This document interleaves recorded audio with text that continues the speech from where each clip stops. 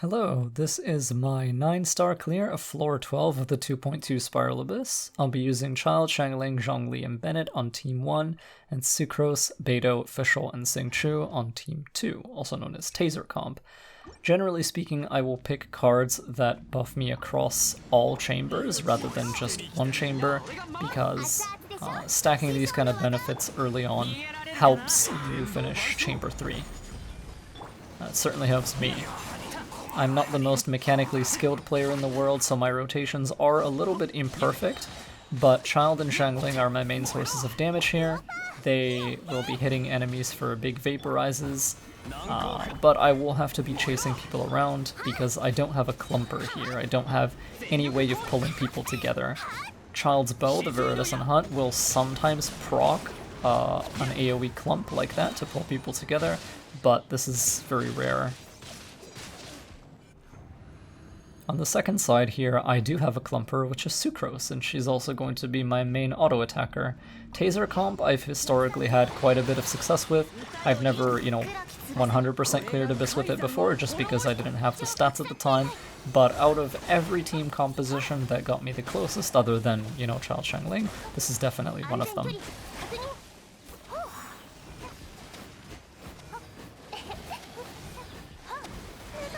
Of course, the Hydro Mimics here do make it a little bit tougher because Xingqiu's Rain Swords will not affect them. That said, Fischl, Beidou, and Sucrose should still do enough damage to clear them reasonably quickly.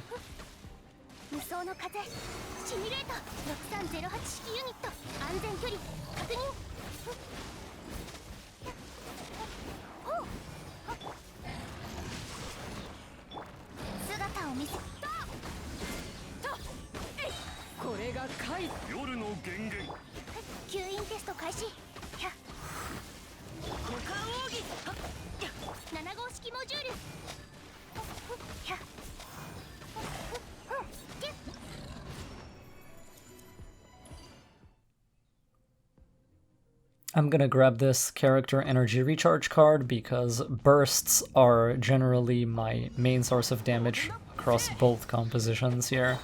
This is a Magu Xingqiu, which is one of my most hated enemies. I think a lot of people probably feel the same.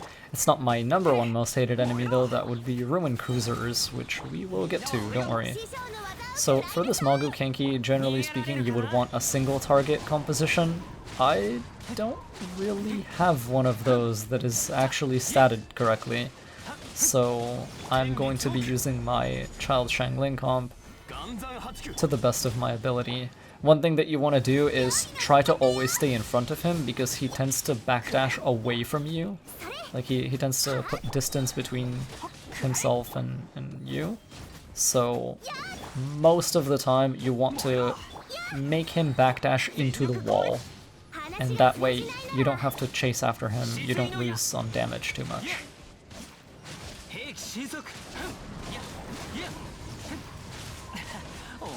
You can usually right-click that attack and dodge it, just iframe through it, but in this case I mistimed it.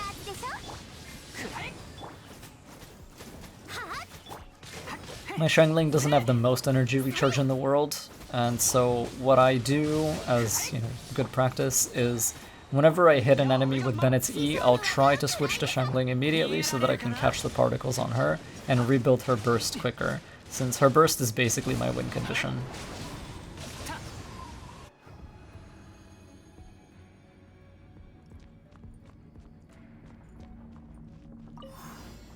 In second half we have some Fatui ladies and some treasure hoarders.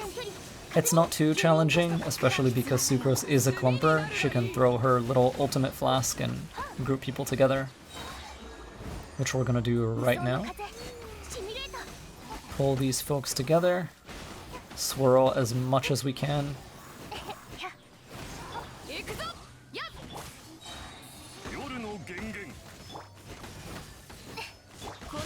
One thing that I would recommend doing once you 3-star Chamber 2 is exit, because the game will save your highest star clear forever. Or at least until the Abyss resets again.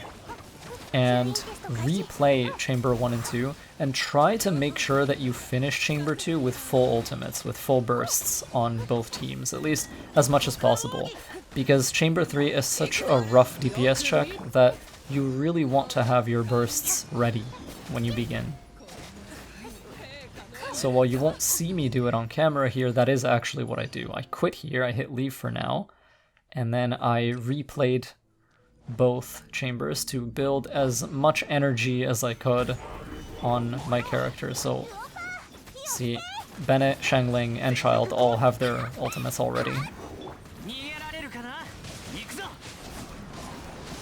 These wormy robots, Ruin Cruisers, are, in my opinion, one of the most annoying enemies to fight.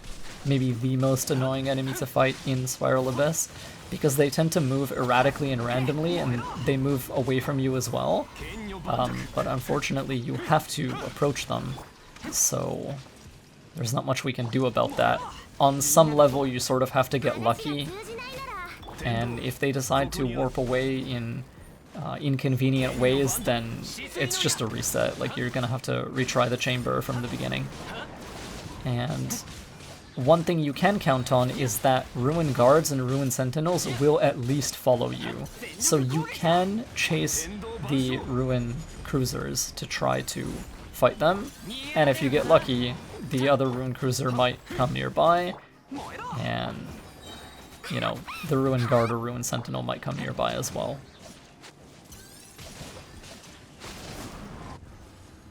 So that's the first one clear. Second half is going to be much the same.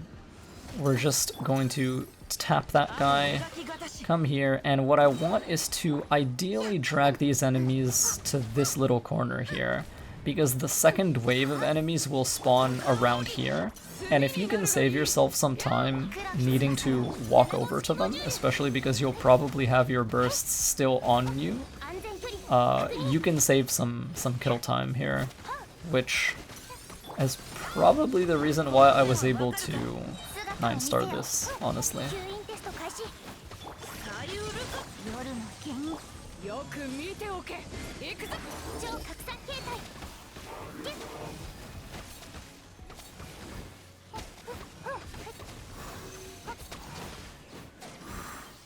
There's me having to run after this guy. I can't think of a single player that actually likes fighting these enemies, no matter how skilled they are or how invested they are.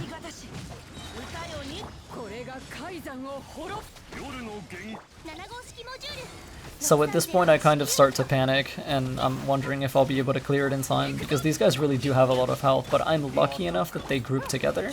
So my swirls, my Beidou burst chains, my Xingqiu rain swords, my Fischl's Oz, all of these things generally hit multiple enemies, which is very handy, and it's exactly what you want. You want to be draining as many health bars at a time as possible, basically, and that's gonna be the clear. The only real advice I can give for Chamber 3 other than do a lot of damage is, if the enemies don't group up correctly, it's just a reset. Like, you just have to reset. There's not much you can do. I'll briefly show my character's weapons, artifacts, and talents. This isn't the best account in the world, so I used to be the kind of player who just built every character to be like a jack of all trades, essentially. Like, I have some investment on every character, which is something you're not supposed to do. If you want to be a meta player, if you want to be a Spiral Abyss player, you do not want to invest in every character. You want to pick 2 teams and really make them as good as you can, which is not what I did. For maybe 6 months, all I did was invest in different characters and try different characters, and, you know, I put myself behind a great deal. So don't make my mistake, don't be like me. Just pick 4 to 8 characters that you really, really like and just focus on them.